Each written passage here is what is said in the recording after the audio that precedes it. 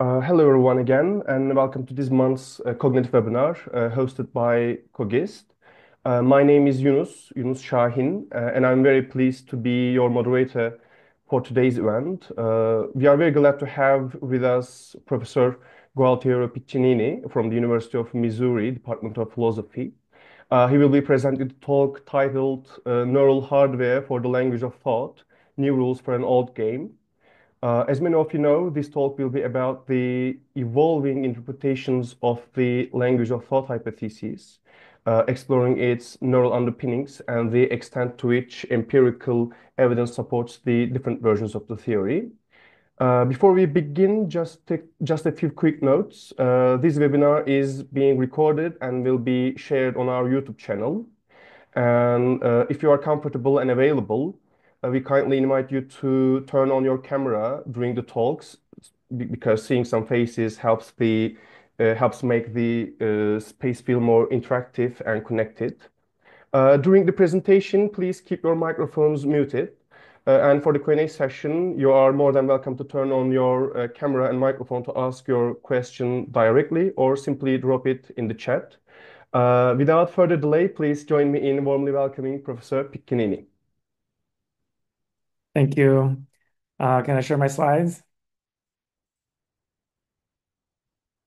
Eunice, is it okay if I get started? Yeah, of course. Sorry. Okay. So hopefully you can see my slides. Yeah, everything's great. And all right, thank you all for coming. This is the first time I present this material after I finished the paper. So there's a lot here that I haven't presented before, or at least some. But I would love to hear your feedback. The paper is under review at the moment, so still there's room for improvements. This is just a small sample of work of mine that is relevant or the paper builds on. Um, and what I'm going to do briefly is argue that the so-called classical language of thought hypothesis that is most famously associated with Jerry Fodor, but also with many, many other people, um, is refuted by empirical evidence about how the brain works. But there is a more modest, non-classical version of the language of thought hypothesis that is very plausible and supported by the evidence we have. So to get there, here's just some terminological preliminaries. Um, any language of thought hypothesis is going to require appropriate software and hardware. It's a computational hypothesis, so um, it requires the right kind of software, the right kind of representations, and the right kind of machinery, computing machinery on which to run the representations. By software, I mean states that can be changed, like strings of digits in a digital computer or spike trains in a brain. And by hardware, I mean the stable components that do the processing. For example, microchips in a digital computer and neurons within brains. I also, in the paper, I discuss at length the distinction between hardware and computational architecture. I'm not going to emphasize it here as much. We can talk about it maybe in the Q&A if there's time and interest or if it comes up. Um, First of all, I'm going to distinguish a number of versions of the language of thought hypothesis. The most basic one is just the representational language of thought hypothesis. It just says that some cognitive states represent in a language-like way, meaning and they have a kind of representational format that resembles the structure of a language. And this kind of view is very ancient. The maybe the old philosopher that developed in the most detail and it's best known for it is Occam, but you can find versions of this, in other medieval thinkers and also ancient thinkers as well. Now, something changed in the 20th century after the development um, of the classical theory of computation and computability by Alan Turing and other logicians. And then the development of digital computers and other computers, analog computers as well, which actually were there before digital computers, at least in an important sense.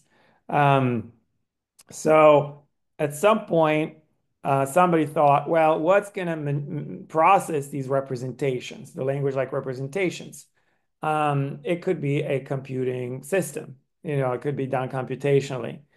Um, I'm not going to get into the history, but the first person that I know of who really suggested that the kinds of processes that would be needed or would be used to manipulate the language-like representations in the mind, that those are computations, is Wilfrid Sellars. So, there's a couple of papers by Sellars, that I mentioned there. As sources, there's a bunch of other ones. But notice that this is considerably earlier than the kinds of sources that are typically invoked as the origin of the language of thought. Typically, the language of thought is attributed to Jerry Fodor for the reasons that I don't fully understand. And yes, he was, of course, a very important, influential proponent of this, but what he should be associated with is the classical language of thought hypothesis, not the computational language of thought hypothesis. The classical language of thought hypothesis adds a digital requirement to the computational language of thought. So, computational language of thought doesn't tell us which kind of computations involved, but the classical language of thought hypothesis says that the representations are digitally encoded. They also typically call them symbols. What they mean by symbols is, I think it's somewhat ambiguous. One thing they might mean is that they're Peircean symbols, meaning representation with arbitrary content. But that's kind of a very complicated question. Exactly what kind of representation they are, and what kind of relation do they have to their semantic content. A Peircean symbol, as opposed to an icon or an index, is something with arbitrary content. Typically in a natural language, it's by convention. The word dog means dog by convention. In another language like Italian, we use the word cane for dog. And in French, they use chien. So it depends on the language, which sounds or which letters, which combination of letters means what. So maybe the classical language of thought hypothesis posits that representations, the language-like representations, are symbolic in this sense, but even more importantly, it posits that they're digitally encoded. Um, where digitally encoded means, encoded in a string of symbols, in a string of discrete digits that can be processed by digital computation. If they weren't digitally encoded, they couldn't be computed by a digital computer, and this is part of the classical hypothesis. So I'm going to distinguish three different versions of the classical because they have different architectural requirements. Um, there is a weak version that just says there's some kind of classical automaton there. This goes back to McCulloch and Pitts, 1943, which is the first attempt to give a computational theory of the brain and how the brain implements mental or cognitive processes in terms of computation. So it's the first time the neural networks existed before then, but the connection with computation, as far as I know, is owed to McCulloch and Pitts. But McCulloch and Pitts don't really talk about language-like representation. So their theory is not quite a language of thought hypothesis in the present sense. They talk about, neural signals representing propositions, but they don't attribute to any neural representations a kind of subsentential structure in terms of, for example, predicates and subjects. So I think subsentential structure is a necessary component of a proper language of thought hypothesis. So I'm putting McCulloch and Pitts here just because they are the first people to say that the brain is basically a classical automaton, like a Turing machine. But then the person that I know of who might, sounds like he's defending this kind of idea is Gilbert Harman. in his book Thought and previous papers as well. Then there's the moderate classical language of thought, which says that there are these modules, these classical modules. They would include a processor, at least one processor, and some memory registers, and each module does its own sub-functions, cognitive function. But there is a stronger version, and that's the idea that these modules don't just perform digital computations, but they do so by executing programs. And the programs have to be programs like those in a digital computer that we use every day, meaning they're encoded in memory, stored in memory, and then executed by a processor that's a general purpose digital processor. Okay. So Jerry Fodor has defended um, sometimes the moderate, sometimes the strong version of the classical language of thought hypothesis. Okay. But there's many other people who have defended either one of those, the moderate or the strong.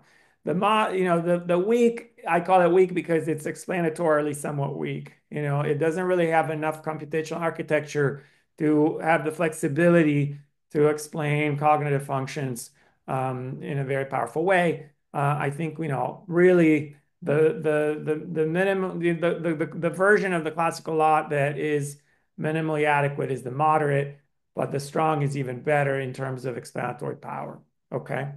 But I'm going to contrast this with the non-classical language of thought. That's not a very well commonly used term, but I think it's important for us to understand this debate.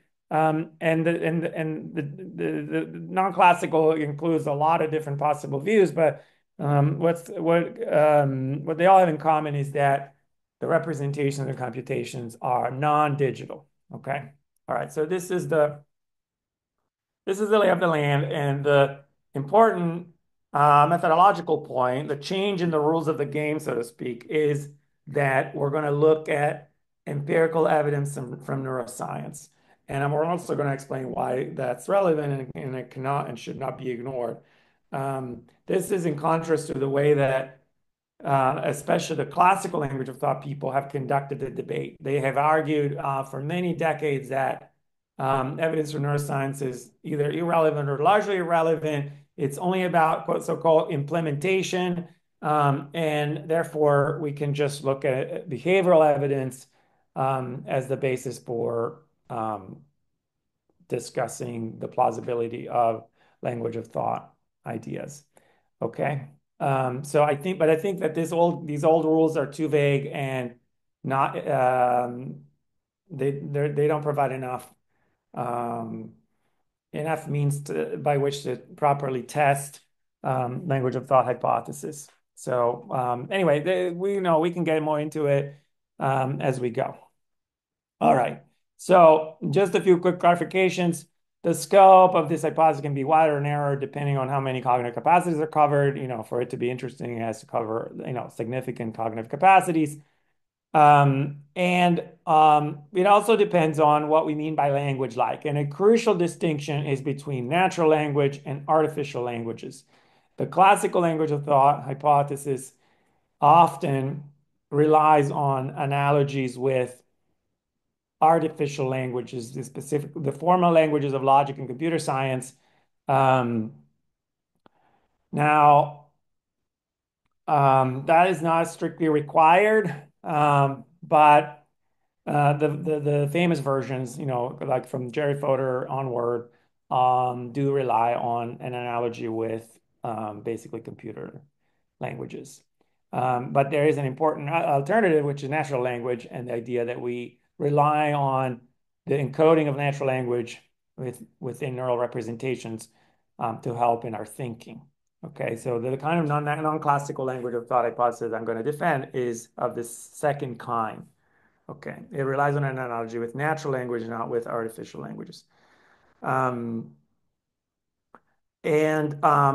important point is that, at least I think at a minimum, the analogy needs to include this kind of substantial structure that distinguishes between subject-like representations and predicate-like representations, and combining them to form sentence-like representations, and then combining sentence-like representations to form more complex sentence-like representation. So you can, in order to have a properly language-like format, you need to have something that functions as a predicate, something that functions as a subject. You have to be able to combine them to form something that functions like a sentence, and you have to combine those sentence-like structures to form things that function in the way of complex sentences in a language. All right. Other analogies are possible. There could be all kinds of other syntactic structure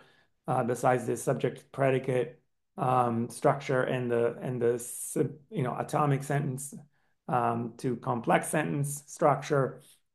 There can be digital instructions like in a digital computer. There can be compositional semantics, and typically there is at least some compositional semantics.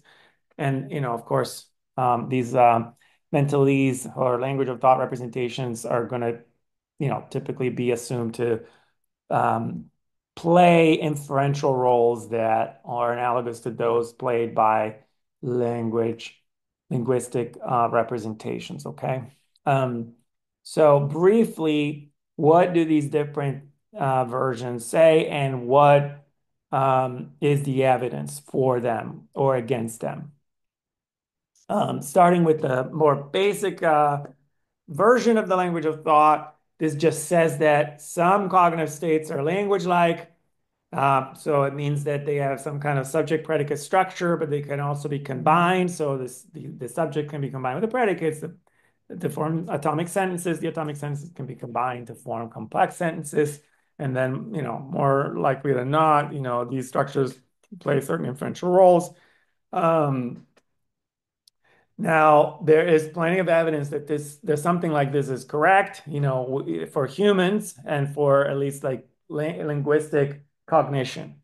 We do speak, and there is plenty of evidence that there are neural structures dedicated to the processing of language, and there are neural signatures of linguistic structures that can be measured experimentally. I learned this from a philosopher of science by the name of Patrick Suppes, who he was at Stanford University for many years. And at some point, among the many things he did, he got involved in the project of um, uh, um, basically measuring um, the neural signature of linguistic structures when people were processing and understanding linguistic sentences using EEG. And he and collaborators published several papers on this around the turn of the century. And he gave a talk that I listened to at some point. It must have been at University of Pittsburgh when I was a graduate student. Anyway, I heard him talk about this already. That was 25 years ago or so. There's also inner speech. We sometimes can sort of hear language being imaginarily spoken or heard in our own mind, and we can report on that. I'm not saying that that requires introspectability or consciousness. In fact, there's evidence that something like that happens even unconsciously. But at any rate, there is definitely inner speech evidence of some kind of language-like representations being used in our minds. And then there's a series of arguments developed over the years by a philosopher of language named Hinson. He has a recent paper with collaborators where he extends this kind of argument. And his argument is that there are aspects of thought like gender or time. The difference between in English, it would be like she or he or they, or the difference between the present tense and the past tense, that presumably affect our thoughts, and they don't seem to be reducible to any other aspects of a language besides these features of language. And insofar as our thought depends on these features, it seems to be determined by aspects of language. All right, so this is a very plausible hypothesis, and I think it's going to be part of any reasonable version of the language of thought. But notice that all the evidence here relies on natural language and the processing of language, natural language, or analogies between thoughts and natural language. There's no sign of any artificial language or formal language here. All right, so computational language of thought. So this just adds to the representational that the representations are processed computationally. And I don't think I need to get into a lot of detail about this because this is sort of the mainstream view in cognitive psychology and cognitive neuroscience, that even beyond language-like representations, there are computations going on in the brain. There are like very, very briefly, a few reasons are that A, computation is the only physical process known to be able to process representations in a way that matches their semantic content. Another reason is that the architecture of the brain seems to, at least in part, have some medium flexible aspects. And by medium flexible, I mean there is a level of organization such that some of the signals or some of the processes in the brain functionally rely on features that could be implemented in other media. For example, the frequency of the signals or the timing of the signals. So the main signals that are carry information in long distance in the brain are so-called spikes or action potentials, and the two main sources of information there, um, besides the location of these signals, are the frequency of the signal and the timing of the signals. So those are aspects that could be implemented in things other than brains. Okay, so there's something medium flexible there.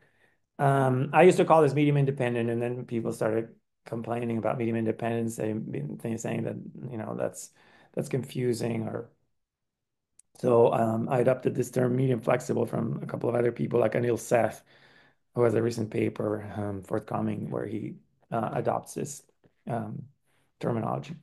And then finally, like another reason is that complex information processing um, seems to involve um, computation, or really seems to require the use of computation, and processing language like representations is definitely complex. All right, anyway, so I don't think this is especially controversial, at least when we talk about language of thought hypothesis. So now let's talk about the classical language of thought hypothesis. Um, Starting with the weak classical language of thought hypothesis, I already pointed out that in a way it goes back to McCulloch and Pitts, 1943. They did argue that brains are basically digital computing systems. Um, it has a representation requirement, meaning there have to be these digital vehicles with language-like features. Um, that part was not quite there in McCulloch and Pitts, but it's definitely there in Harman. Um, but there is a harder requirement. It needs, digital processing units that manipulate these digits, and they manipulate them in a digital way, and they have to be put together to process the language like vehicle. So we need to look for that. The moderate classical language of thought adds these special purpose modules. So they're not just digital components like hooked up together, but they form these separate modules. So that each module has at least one processor and some memory registers to store the information long term. So we need to look for that. We need to look for the registers, and we need to look for the processors, and also for the mechanisms that coordinate between the two, that send the information back and forth between the processor and the memory, and then eventually to other modules. Um, and the strong classical language of thought hypothesis adds another requirement, which is that the processors be controlled by a language like instructions, like the programs in a digital computer. So that gives you more explanatory power, but it also requires um, a more delicate control system because it needs to fetch the instructions from memory in the right order, set up the processor to execute the correct operations for each instruction, and then to keep track of the intermediate results and um, and when the computation is complete. Okay, so there's more control architecture that's needed for that. Um, all right, so at this point, I'm going to spend a little time talking about evidence for or against the classical language of thought hypothesis. Um, there are these architectural arguments for the classical language of thought hypothesis that have been proposed over the years. And the two main ones are one, the productivity of systematicity by photoimpilition and memory storage by Gallistel and collaborators. And I don't have time to get into like all the details of this, but the bottom line is that these arguments don't work. They don't support the conclusion that the classical language of thought hypothesis is even more plausible than the alternative. And the reason is that first of all, brains are finite, and therefore they're computationally equivalent to finite state automata. Um, and there are just many, many ways of building devices that are equivalent to finite state automata. Of course, some are digital and classical, some are digital and non-classical to varying degrees, and some are just non-digital. And we know of many ways of doing this, including many non-classical, and there are probably many others that we don't know about yet. So the bottom line is that to find out the computation architecture of the brain, we need to study the brain. We can't just speculate based on these generic theoretical, quasi a priori arguments about computational architecture. And there's a lot more to say here, but I think there's even more interesting things for me to tell you, so I'll move on, okay? But we can get back to this if anybody has questions. There's a related objection that goes back to photoimpilation, and that's the implementation objection. So photoimpilation, besides the architectural argument that I just discussed very briefly, say connectionist. So they have a beef with connectionism, as you probably know. So they say, besides the fact that connectionism, in their opinion, is not adequate explanatorily because it doesn't provide the right kind of productivity and systematicity, which I've just argued is not going to carry any water for them. Um, but they say all the connectionists can really tell us about is the implementation of classical systems, classical language of thought hypothesis. But the problem we hear is that the term implementation is ambiguous between the physical technology that's used, in the case of brains, it would be biological neurons, and computational architecture, which in the case of brains would be the computational properties of neurons and networks of neurons and systems and networks of neurons. Um, and neurocomputational accounts, the kind of accounts that I think we need to pursue because they're the ones that take into consideration evidence about how the brain works, are about computational architecture, are about the computational architecture of the brain. It's not just about the physical implementation in photoimpilation sense, meaning the biophysics of neurons. Yes, that's important too, and we need to study that too. But we also need to figure out the computational architecture of the brain. And that does not have to be classical. In fact, there is no evidence that it's classical, as I will argue shortly. And there's a lot of evidence that it's not classical. Okay. So the bottom line here is that these general theoretical, somewhat armchair arguments for the classical language of thought don't work. The architecture arguments don't work, and the implementation objection doesn't work. So what do? We have to look at empirical evidence.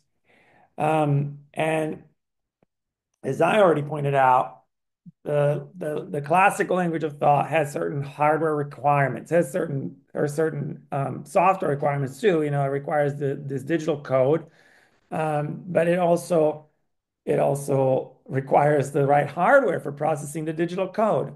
So you need digital processors, you need digital memory registers, and then you need probably, especially if you're, a strong language of thought kind of person, you would need other devices to coordinate between the process and the memory. I mean, everybody needs something to coordinate between processors and memory, digital processors and digital memory, but you also need, if in the case of the strong classical law, you also need specific control mechanisms for um, executing the instructions correctly. Okay. Um, and I'm going to argue that none of this is there. So the classical language of thought hypothesis is basically empirically refuted by the evidence we have. Um, but let's start with the language like format. Okay.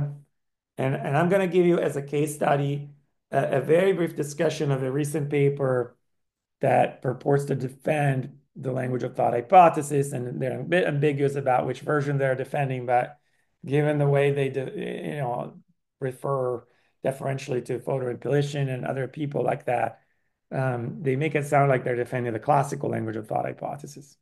So let me say a little bit more about what language like format is supposed to be. Okay. So I already said it, but I'll repeat it as a reminder. You have to have constituents that play the semantic roles of subjects and predicates. These constituents have to be able to be combined in a way to form structures that play the semantic roles of atomic sentences. And then these atomic sentences can be still combined to form complex sentences. Okay. Complex sentences would be like A and B, or if A, then B, and so forth. Okay. Like sentential logic type structures. All right.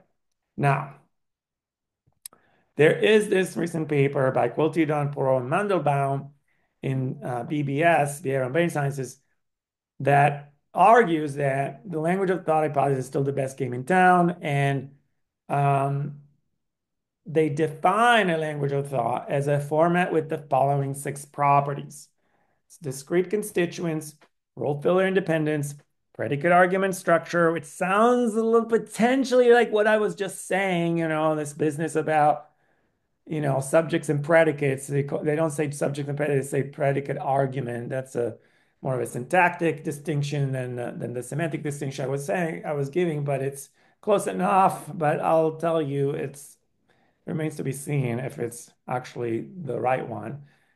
Then logical operators, inferential promiscuity, and abstract conceptual content. Um, so a first problem with this definition of a language of thought format is that it does not, in fact, determine a language like format. And then in part because of that, the evidence they give does not actually support any classical language of thought hypothesis. Just a little bit of the evidence they give does support a non-classical language of thought hypothesis, but most of the evidence they give actually is consistent with the denial of any language of thought hypothesis. So, um, a proper, a detailed assessment of this paper would require at least a full talk of its own, and I don't have time for that. So let me just give you the flavor of why, there are these problems with this kind of treatment of the subject. So four of their properties. So, we're going to look at these six properties, okay, that are listed here. Four of them are just not relevant at all because they don't, and they don't require a language-like format. And these are discrete constituents, role filler independence, inferential promiscuity, and abstract conceptual content.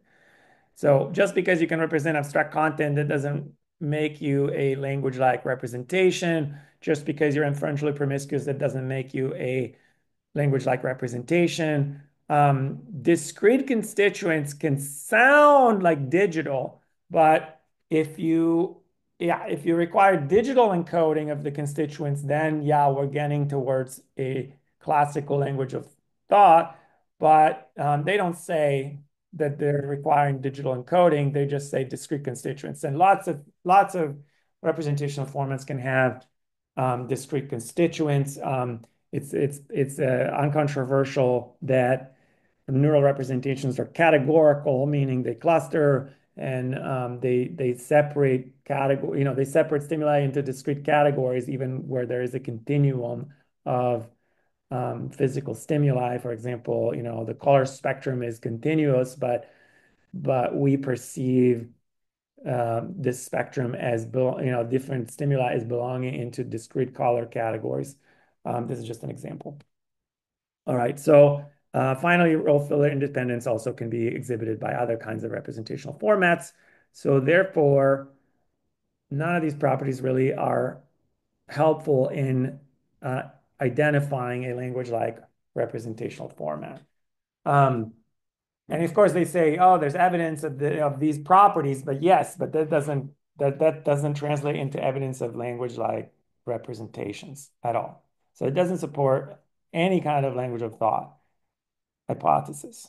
Um, we're going to look now at the other two very briefly, or maybe one of them, and I'll skip the other. So predicate argument structure and logical operators are left out. So predicate argument structure, there's at least four ways of interpreting this distinction. Um, and in the interest of time, I'll just give you the summary of this slide, and you can try to read it. But the bottom line is that this distinction, based on the evidence they provide, can be interpreted in at least four different ways, some of which do entail a classical language of thought hypothesis, one of which entails or requires a generic language of thought hypothesis, could be known classical, and at least one of which, the first one, is consistent with just the denial of the language of thought hypothesis altogether. And that would be the ability to bind representations of properties with representations of objects, which ordinary neural computational systems have.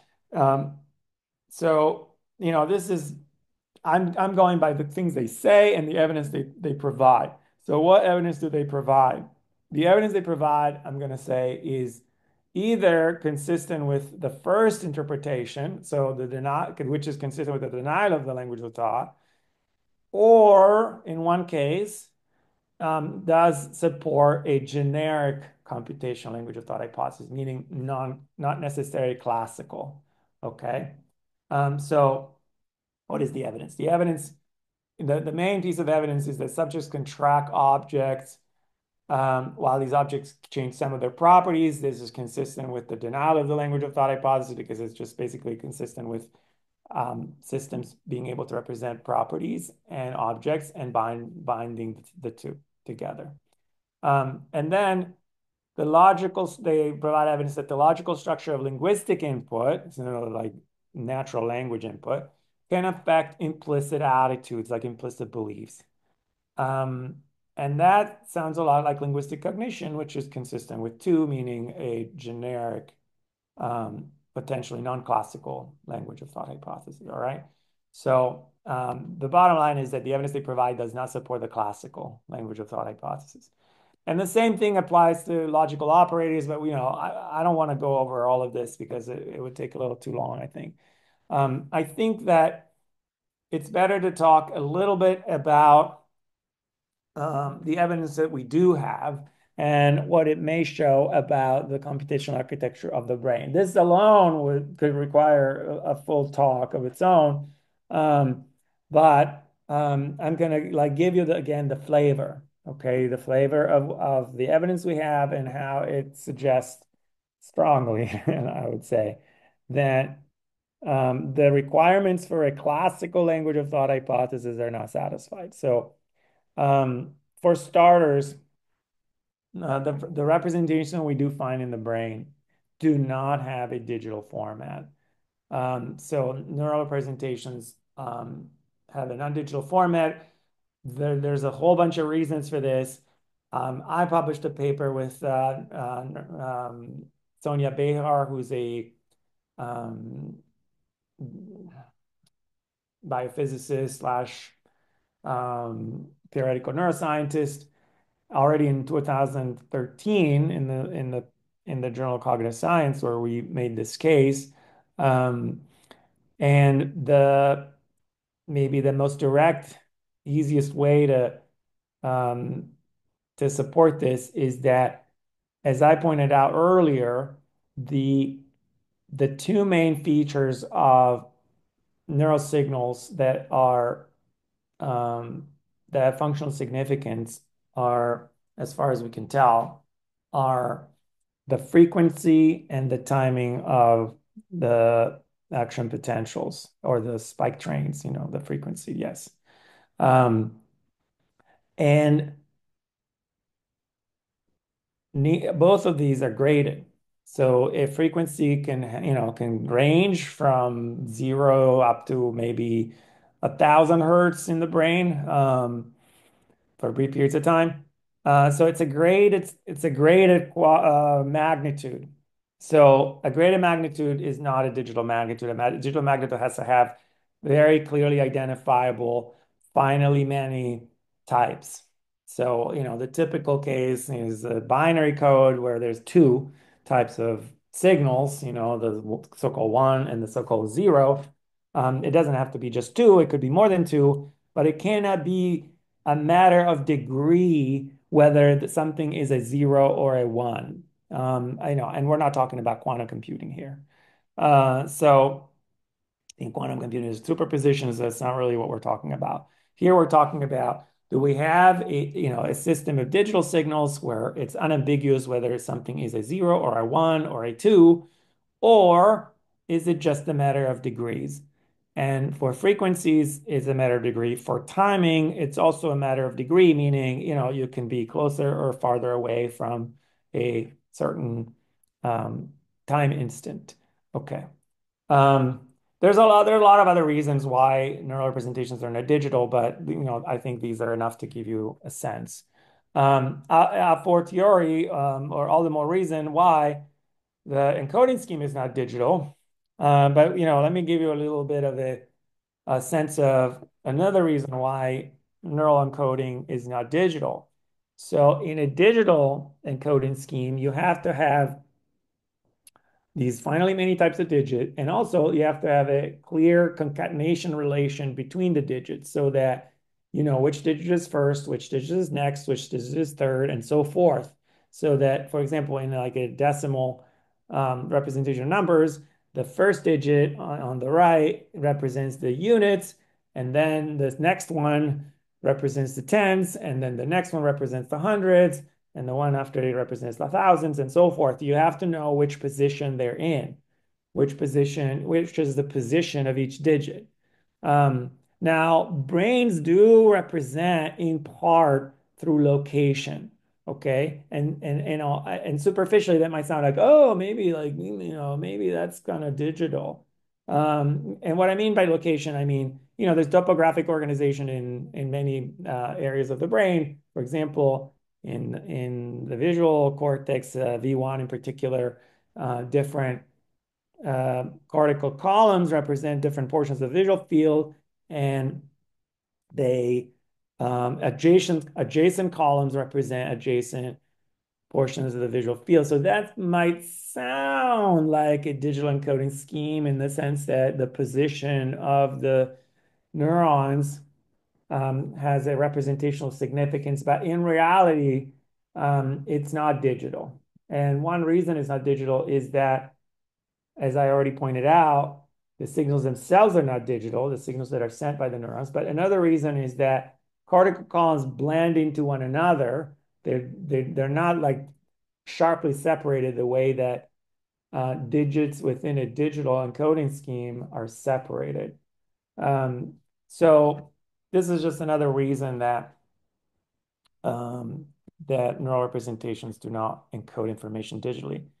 And since they don't, and they don't have a digital format, the computations themselves are not digital. They don't decompose into primitive digital operations. Um, they, in fact, involve complicated hierarchies of features that are represented at different levels of abstraction for any stimulus or any domain, any modality.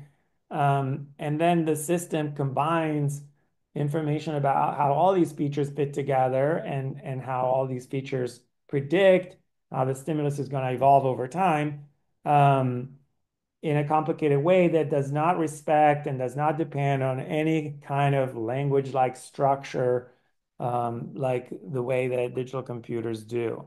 Okay, and in addition to this, the kind of control structure that seems to be in place in the brain is not, or even the organizational structure of the system is not the kind of very delicate and precise placement of each processing unit relative to the others that is needed for digital computation. Instead, what you find is scale-free small world networks, and small world networks are characterized by a combination of random connections and non-random connections so that there are these hubs that connect a lot of units to each other, but then there are the non-hubs that are only loosely connected to a few other units.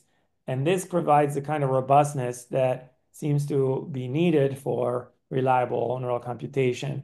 But instead, in a digital system, you have to have entirely non-random placement of the connections between the um, the various processing units because you have to respect the precise logical relations um, between the digits that need to be processed. Okay. All right. So in addition to this, at least for moderate classical language of thought, we need modularity. I mean, we need these modules with processors and memories that are distinct from each other. And there's not really enough modularity of that kind in the brain. This is a big debate now. What is the connection between cognitive functions and neural structures? And there's a lot of options that are on the table, but none of them amounts to the kind of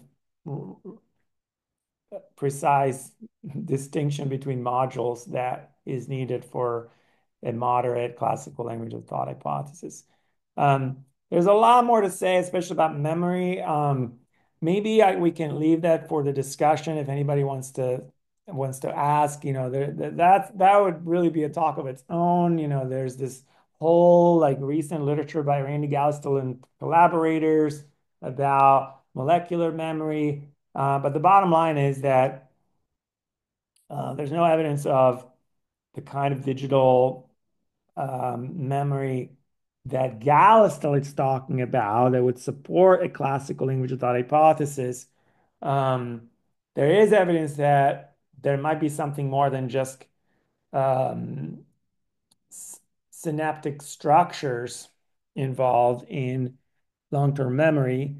So Galstel is right to suggest that just synaptic connections is not the whole story about memory, but the problem is that from there he infers something that doesn't follow, which is that therefore there must be some kind of general purpose symbolic memory inside of neurons that represents, I don't know, environmental stimuli.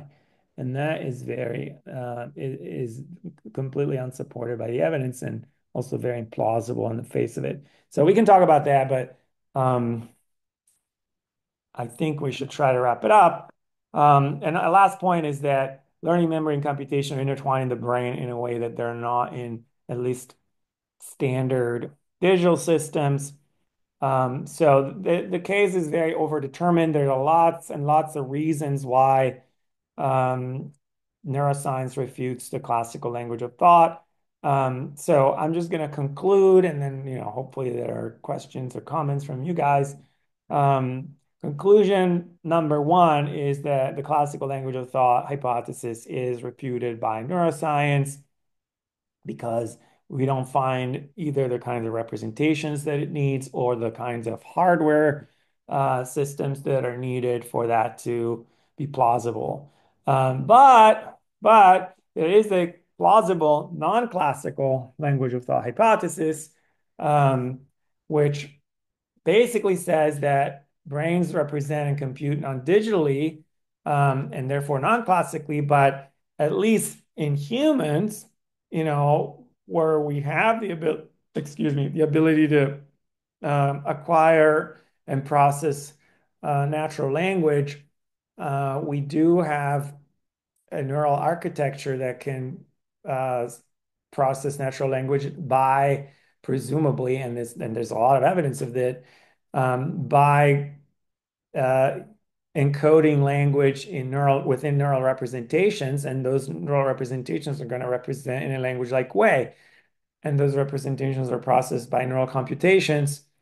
And those neural computations and representations are categorical, meaning they do divide stimuli that it might even vary along a continuous. They divide them into discrete categories. It's going to be semantically compositional. It can represent amodally. It can represent independently of any sensory modality at any level of abstraction that you like. Um, and in addition, those are probably the only neural representations, along with those that process other public symbolic systems that are symbolic in Peirce's sense. So there is something symbolic in the brain. There is something language-like in the brain. It has to do with natural language or other symbolic systems. It does not have to do with having a formal language separate from natural language that's implemented in the brain the way that the classical language of thought theorists supposed. All right, thank you. That's my those are my conclusions. And I know I went fast because I didn't want to keep you here for hours and hours. It's a long paper. You really there's material there for a book, but for now it's just a long paper.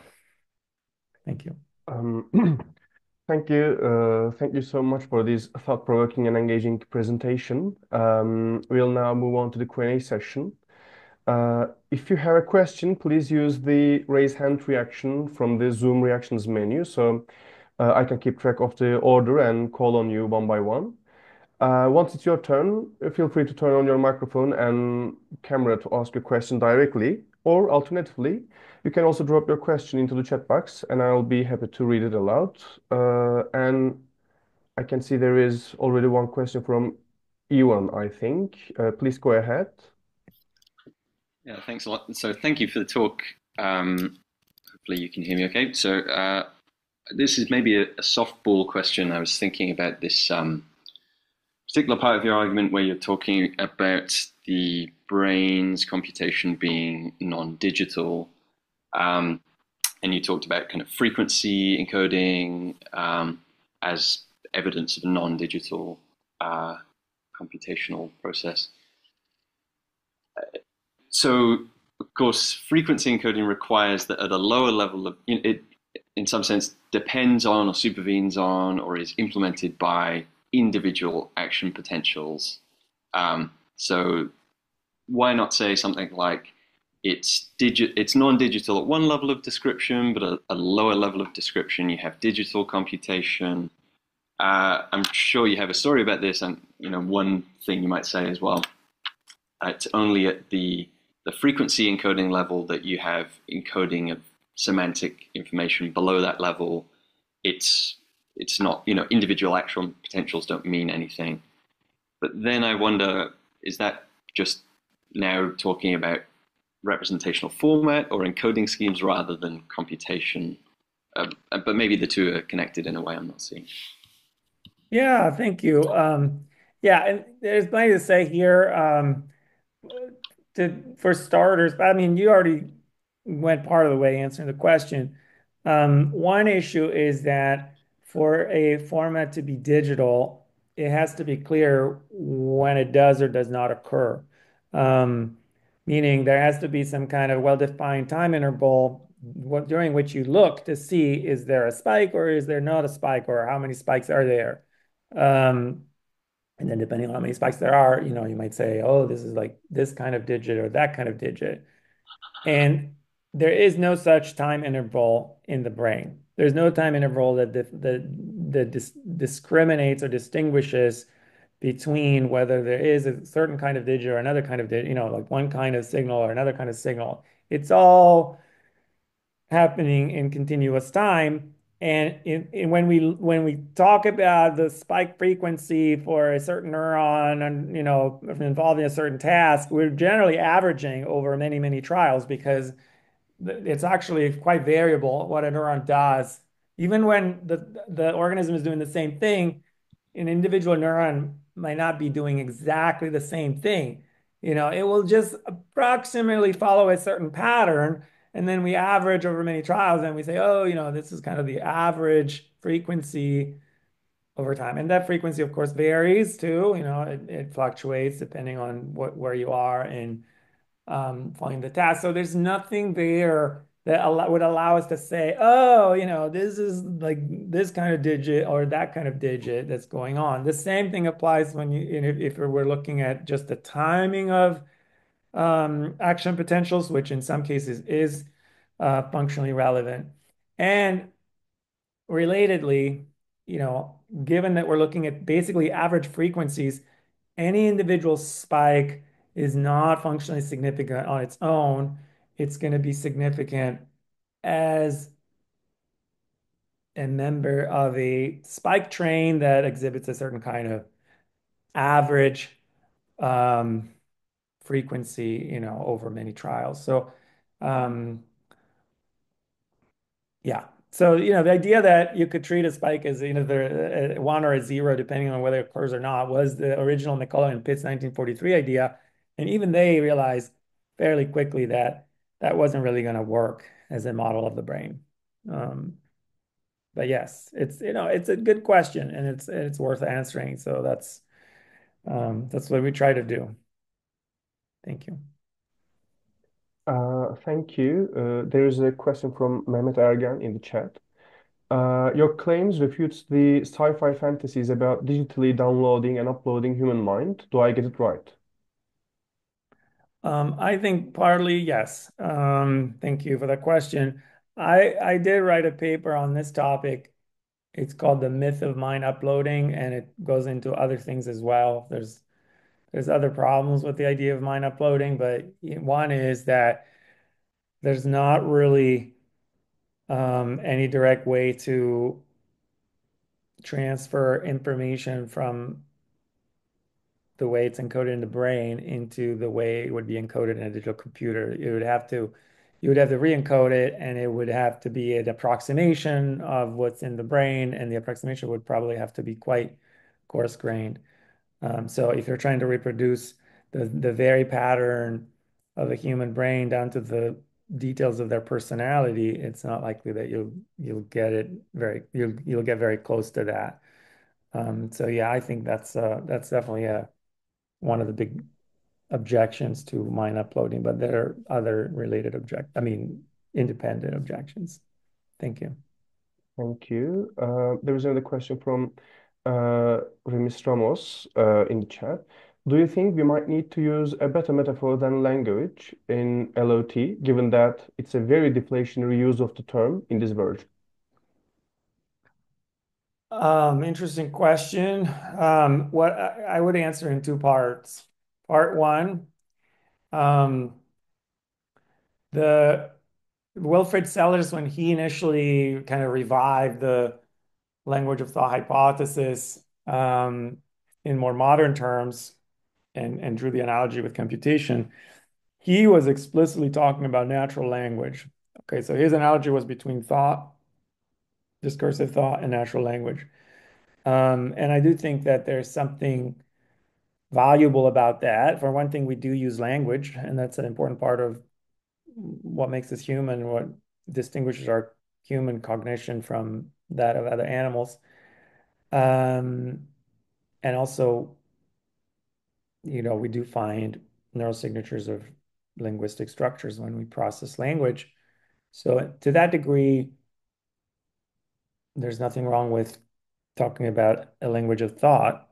Um, but the deeper um, story about computational architecture and the way even language itself is processed is going to be a lot more complex than just drawing an analogy with natural language itself.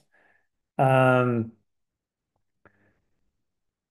because, you know, I think the most likely story is going to involve a kind of a very complex hierarchy of features that are being represented by neural systems, a different level of abstraction for language itself, as well as for any other um, domains that need to be represented to make sense of the linguistic structures. So, yeah, we really need to look into how brains do it, and it's going to appeal to a lot more than an analogy with language. There is a recent paper by Alfredo Vernazzani and Dimitri Coelho-Mollo, who you probably seen this. It was published in the Journal of Philosophy of Science, where they argue that to study the format of um, the kinds of representations that are actually involved in cognitive processes, we have to go beyond analogies with public systems of representations like language or maps, and we need to look at how they function in the brain. And I agree 100%.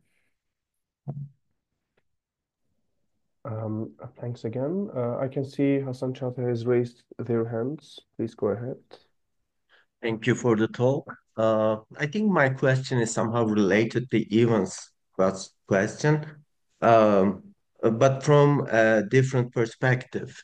When you look at artificial neural networks, you see that the lower level they're digital, but at the higher level they demonstrate the same properties with analog uh, computation. So if you would be investigating an artificial neural network, probably you would say, oh, they are um, uh, analog uh, devices. So, what would your uh, conclusion say about the possibility of thinking in artificial neural networks? Thank you. So, okay, first of all, we need to be careful when we're talking about artificial neural networks because many there's many different kinds of artificial neural networks. Some of them um, are at least somewhat inspired by the way brains work, or they attempt to model some aspects of how the brain works, but some of them don't. They don't really necessarily have anything to do with how the brain works. And many of the kinds of neural networks that were used by in the revival of connectionism in the 80s, the people, the kind of connectionism that Photo and Palladium are arguing against, um, generally were not biologically realistic networks. They often did encode information in a digital or quasi-digital or approximately digital way, meaning, for example, the input layer of a network or the output layer of a network, it consists of a certain number of quote unquote neurons, artificial neurons, and these neurons are all placed basically on a par, and like they get activated at the same time. So that there's a kind of exact synchrony, and there's either like a high level of activation of the neuron or a low level of activation of the neuron. If it, and then depending on the configuration of the activation levels of the units or the neurons in that layer, that configuration represents different things. So essentially, that functions more or less like a string of digits. You have the neurons in the layer, and you can kind of count them, and you can say, okay, this is the first, this is the second, this is the third. So there's a kind of concatenation there, and then you see if they're active or inactive or mostly active, mostly inactive, and so that's basically a digital encoding. Um, and in that sense, yeah, those networks have kind of used kind of a kind of digital encoding. But my Ah, argument is not that networks aren't digital, is that neurons in the brain don't work that way. So yeah. Yeah. So But if I, we, But my question is I mean, what you're mentioning is particular kind of activation function, which in a way picks between two outcomes. But most of the neural networks that we're using right now are giving us a continuous value. I mean, we can just construct a neural network to predict the weight of a person based off BMI and his hate, whatever. So, I mean, there are lots of, I mean, neurons and weights are continuous, and looking at it from outside, I mean, one would think they are analog in that sense. Of course, at the base level, they are digital. That's definite. I mean, they are. I mean, not necessarily digital, but ones working on classical computers or classical hardware are digital. So what I'm trying to say, uh, so I'm speaking about these ones which gets continuous values, and also internally, each neuron is getting some continuous value and unbounded continuous value. So um, okay, so if I understand what you're saying, I am going to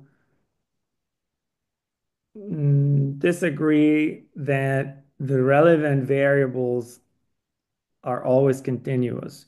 So timing is continuous, timing of a spike is continuous, but frequency is not. Frequency is a graded quantity, but it's not continuous. Your frequency is going to be, I mean, it's you can assign it a continuous value, but it's made out of discrete components.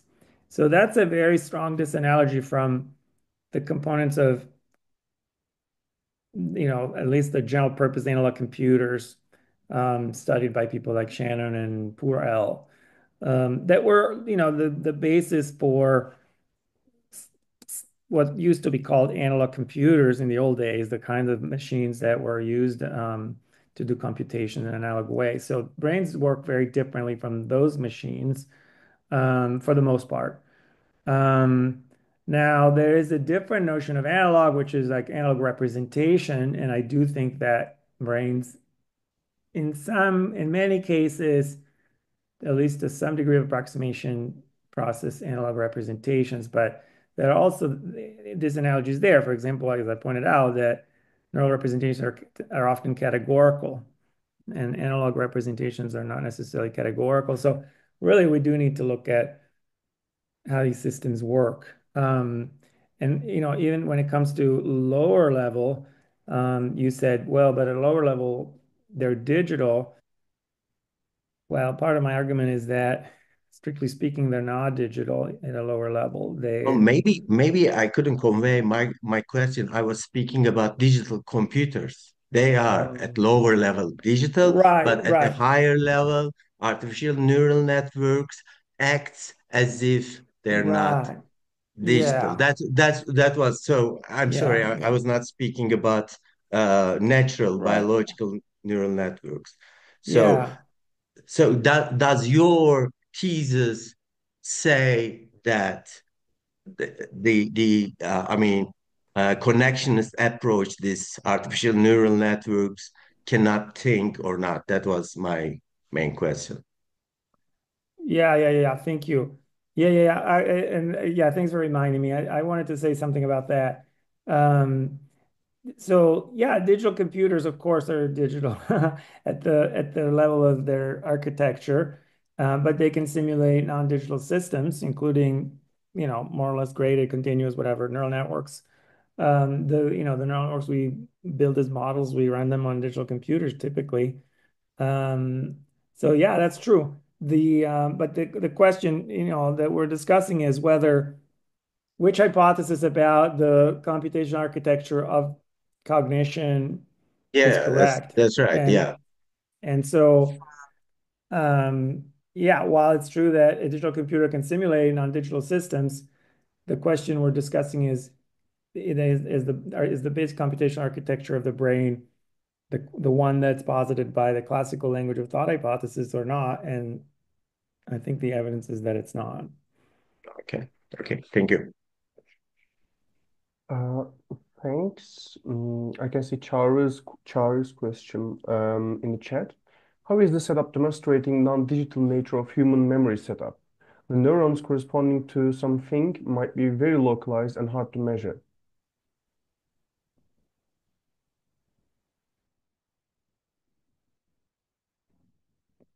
Okay, so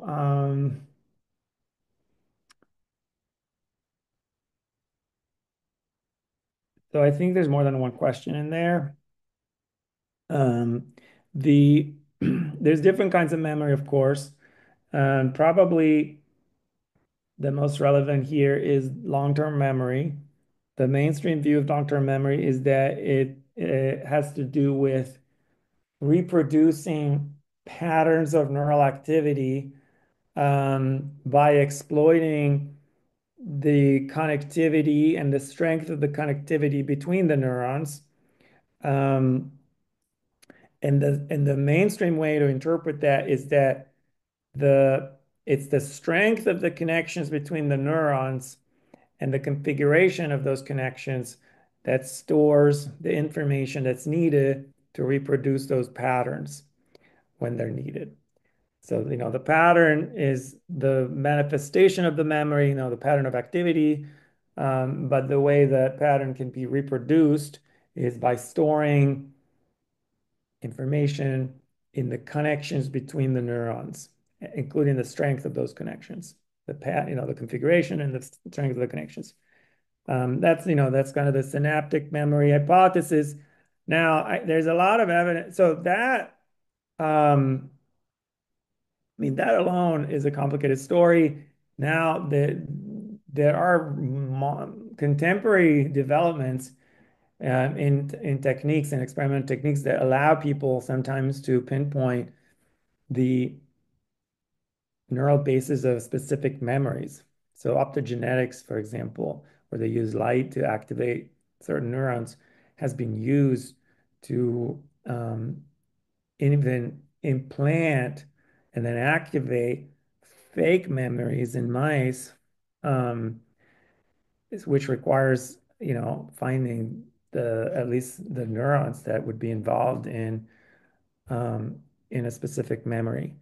But by memory, we mean something like fear response to a stimulus that didn't actually elicit fear when it was experienced in the past. Okay, so like you put the mouse in a cage, the cage is not scary, there's no electric shock or anything, but then you implant the memory, meaning a fear response to that cage, and then you show that the mouse is afraid of the cage, even though it was never shocked in that cage. Okay. So there are interesting developments that allow people sometimes, in some cases, to identify the neural basis of memory.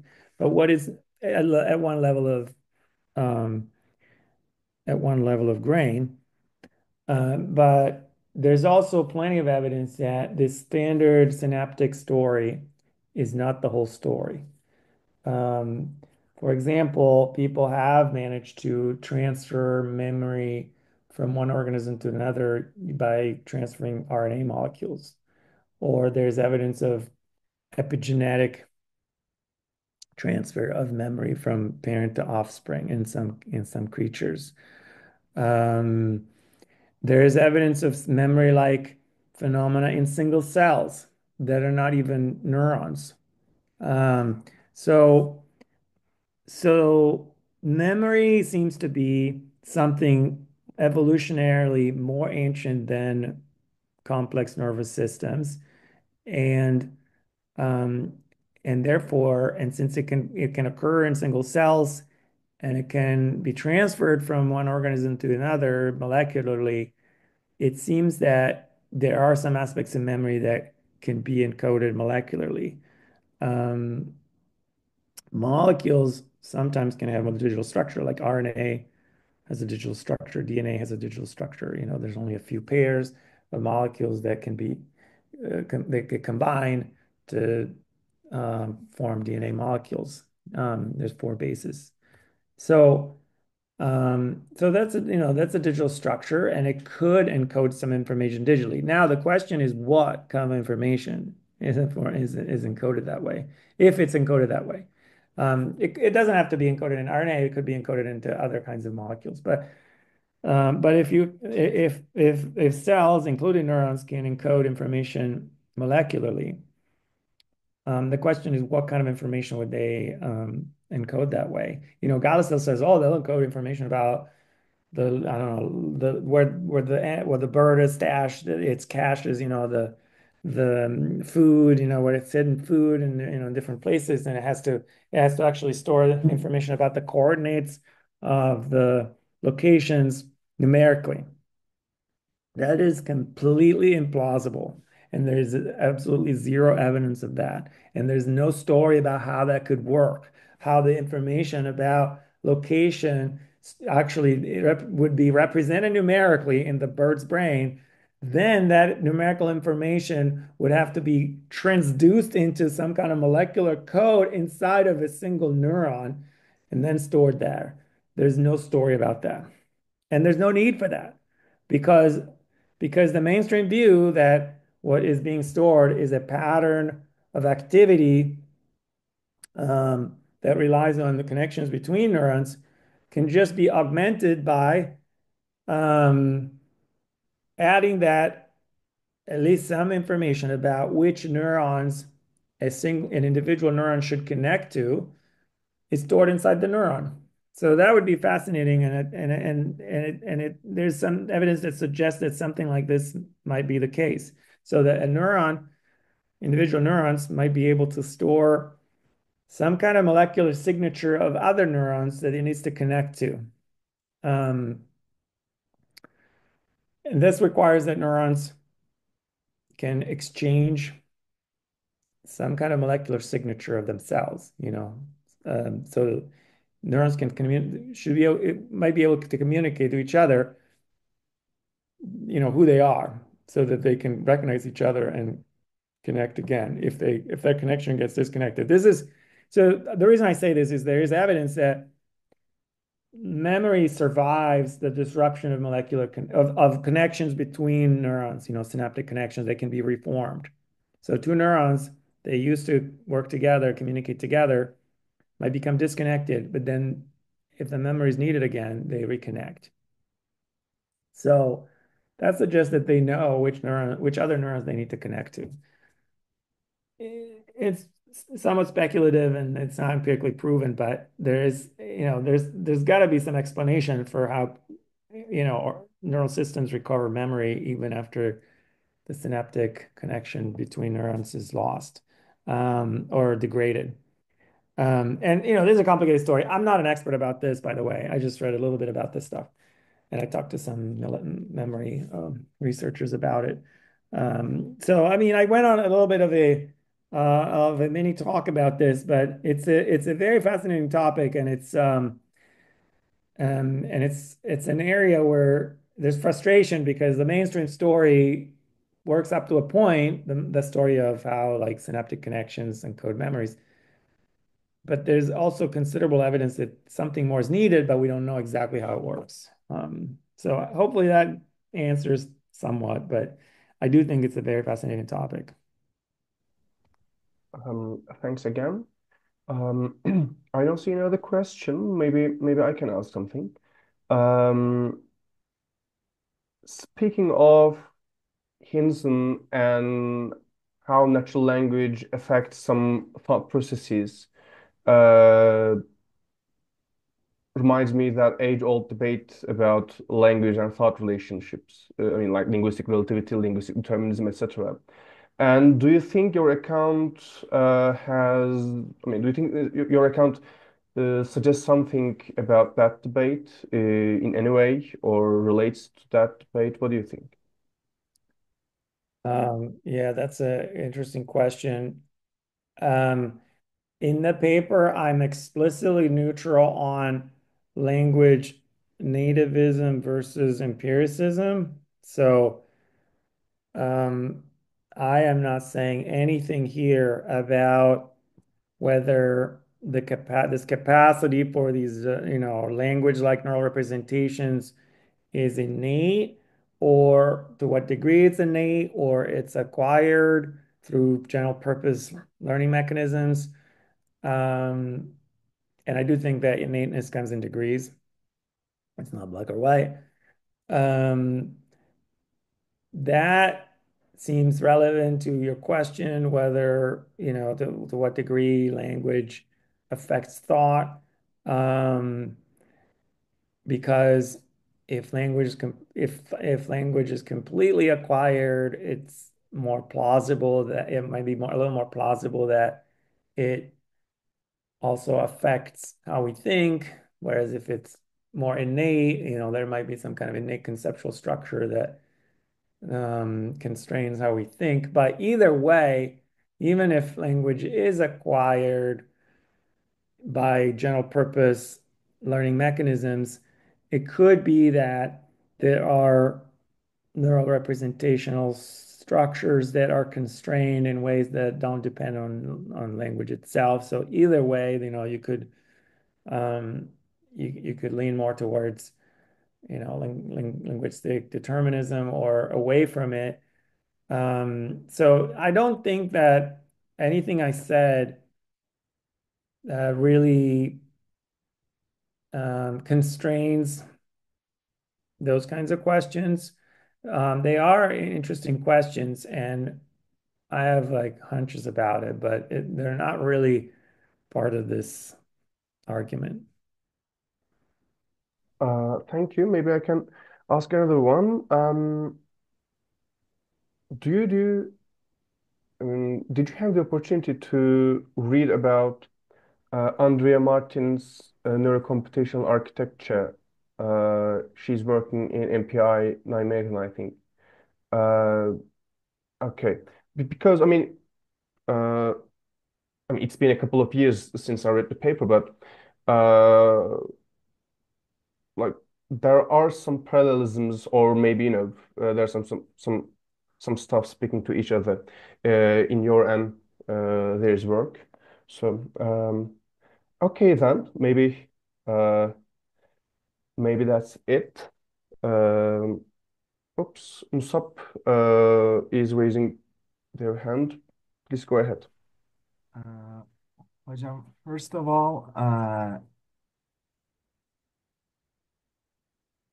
sorry, I can't open the camera. There's a problem with that. That's okay. Well, my area of expertise is not linguistics, it's not computation, it's not cognitive science. So actually, by asking this question, I hope I don't look like a complete idiot. But uh, language of thought, this is trying to understand how the brain represents ideas, how the brain functions. But with these papers, especially with the coming of the digital age, the brain was likened, you said here, uh, by Turing and the others by as a digital device. And now with like the coming of AGI, so the emergence of AGI is like trying to be recorded and well investigated and see how it develops as like does it develop or not as a brain does. But one of the things that I really am curious about is that I saw some papers regarding organic computing or organoid computing. So using brains to compute, actually. So like we are trying to understand brains from the perspective of digital architecture, but could they actually be, like you said, digital, something digital has to be explicitly on or off. But in the brain, you said it's happening all at the same time almost.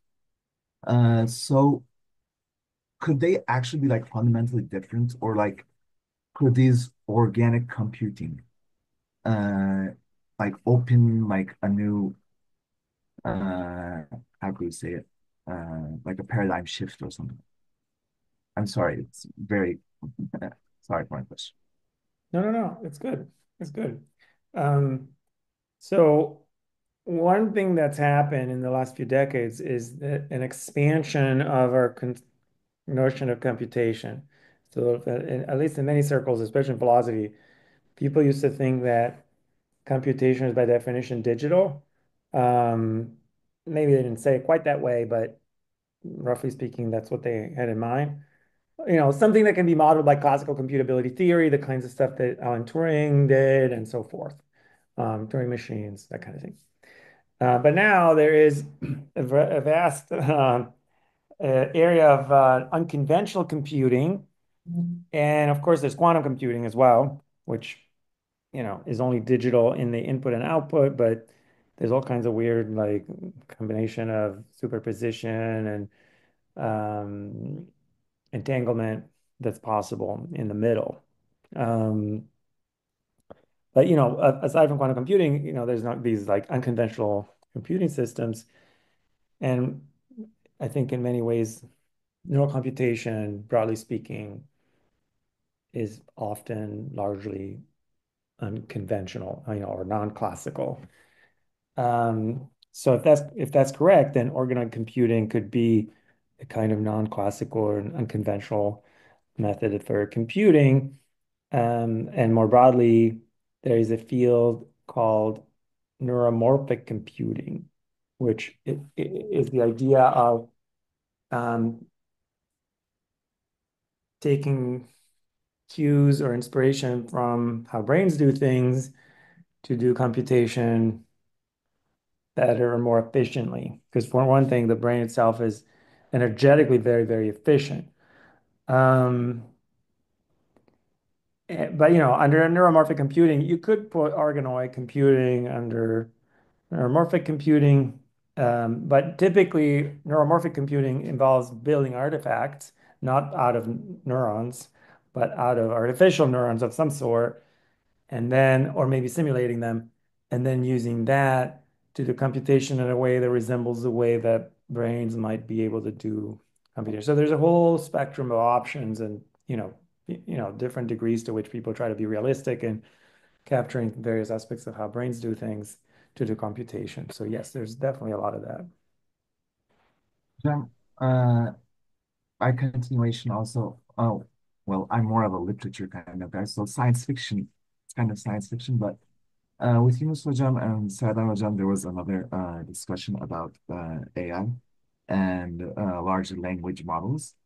But they said one of the main restrictions about these were processing power.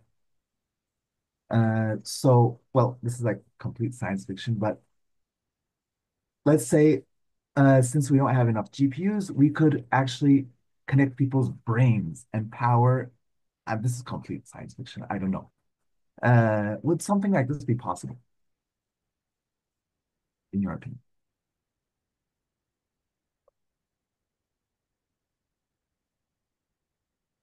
I'd like to hear a little bit more about what they mean by that. Brains do a lot of, information processing all the time, even while we're asleep. So there's definitely a lot of processing power there. But connecting them together in what ways and to do what would be my question. Thank you, Hocam. Uh, Thanks again.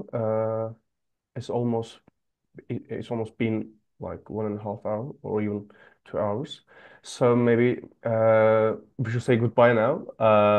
Thank you once again, Professor Thank you. Piccinini, for joining us today and for generously sharing your insights. It's been a real pleasure. And thank you to everyone who attended and contributed to the discussion. Your questions and presence really brought the session to life. If you'd like to stay updated on future cognitive webinars and other CogIST events, please follow us on social media. We'll be sharing more announcements very soon. Until next time, take care, and we hope to see you at another CogIST event in the near future. Thank you. Thank you.